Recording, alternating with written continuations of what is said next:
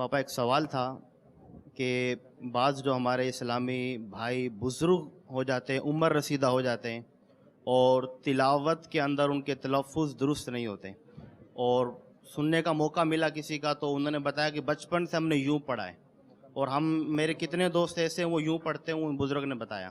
تو اب اس حوالے سے ان کی جو نمازیں ہیں ان کا کیا ہے؟ درست کرنے کی کوشش کرائی گئی مسلسل، 1 دن 2 دن، مہینہ، ہفتہ، ڈیٹ، یہ نہیں ہو پائی. تو اب ان کی نمازوں کا اور اپنی تلاوت چھوڑ نہیں رہے، کہا نہیں کہ ایسا نہ ہو ہم پھر عذاب ہو بعد میں، جیسا آ رہا ہم ایسا پڑھیں گے. تو ان حوالے سے تھوڑی سی رہنمائی فرمائے، کیا کیا جائے ان کے لیے؟ تلاوت نہ چھوڑوائیں، آپ پھنس جائیں گے، آپ مناسب بھی نہیں ہے. جنہیں زمانہ کوشش اگر ہے تو اس کی تو نماز بھی ہو جائے گی. جیسا زمانہ کوشش اس کو کہتے ہیں کہ رات دن کوشش کرے. ضروری کام بعد ہوتے ہیں کہ جن کے بغیر چارہ نہیں ہوتا، کھانا پینا، روزگار، ضرورت جس کی ہوتی ہے.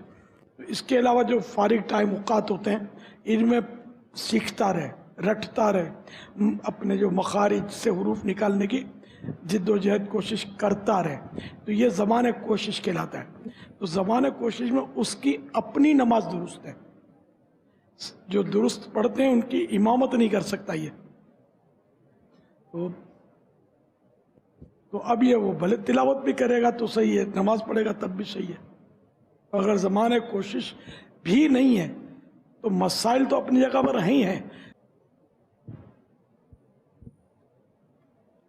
بس کوشش کی آپ ترغیب دلاتے رہیں، ترغیب دلاتے رہیں، ترغیب دلاتے رہیں، تو انشاءاللہ یہ کہ کام ہوتا چلا جائے گا.